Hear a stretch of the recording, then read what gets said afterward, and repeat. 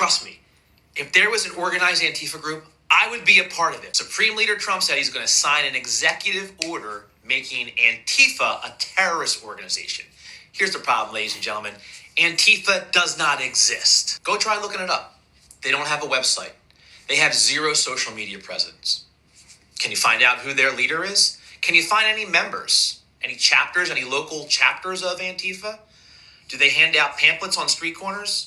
Do they have commercials on the radio? I'm Karlyn Borysenko. I'm an analyst and independent journalist covering the far left in America, and this guy is a retard that doesn't know what he's talking about. He's kind of like your typical Democrat voter who sucks up all the typical MSNBC talking points, but he's in luck today because I can indeed provide proof that Antifa exists because I've been undercover with them on multiple occasions. So one of the things that guy said in the video is, does Antifa just hand out things on street corners? Yeah. Actually, yeah. Unironically, yeah. These are pictures that I took at an event on the Boston Common back in June when I was undercover to cover the Pride March in Boston, but there was also a lot of far left stuff going on that day.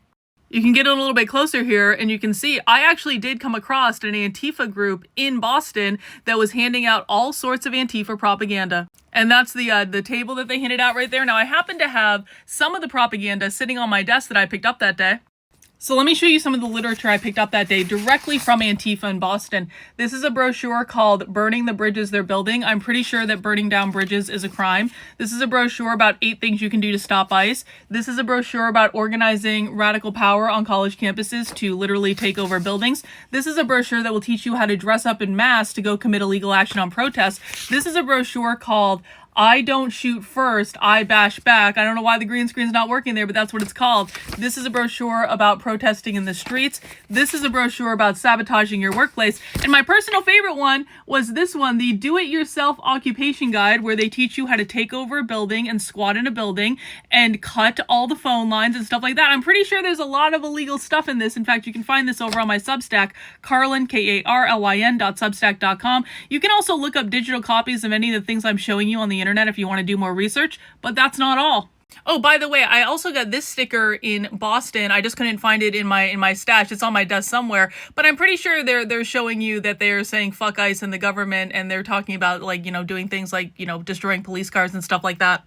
Now, I also just went undercover at the New York Anarchist book fair in New York City a couple of weeks ago. And that might not seem like anything. It's a book fair, right? But book fairs are where Antifa and far left activists hand out a lot of their propaganda. And I have a lot of propaganda to show you that I got there too. This is a handout that I got from a workshop at the New York Anarchist Book Fair where they're literally teaching you how to identify ICE agents when they come to town to try to prevent ICE from deporting people that are here illegally. This is a sticker that I got at one of the talks saying, "Fight ICE with fire," implying that they're going to be setting things on fire. I don't know, that kind of sounds illegal to me. Here's a guide about how to disable a closed circuit television like security cameras.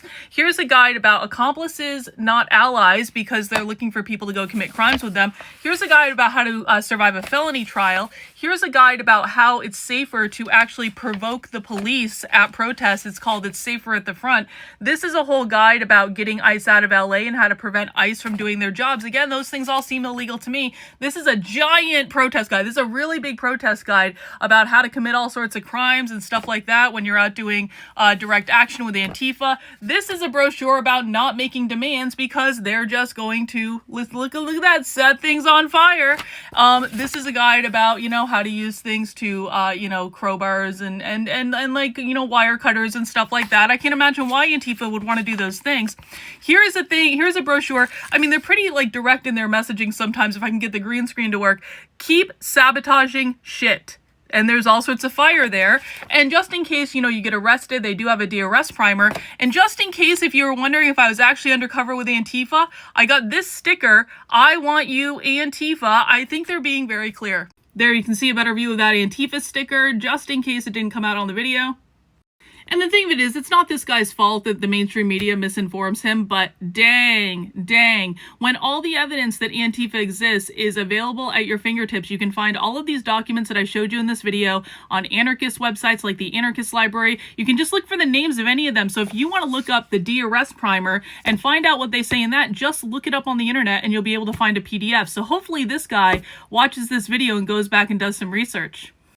They cannot show one crime tied to Antifa. Not one. They tried to. They tried to say, oh, this was Antifa, but nowhere in the article did it say Antifa. Nowhere in the associated video did it say Antifa. If anybody out there can tie a crime to Antifa, I will donate $5,000 to your favorite charity. Anyone can do it? MAGA, do you take the challenge? Can you? But now that I've proven to him that Antifa does exist, because I have their literal propaganda that I've gotten from them directly at multiple events in multiple cities, depicting multiple crimes, and if you go onto their websites, I'm happy to do that, and I can depict crime after crime after crime after crime after crime that Antifa's committing.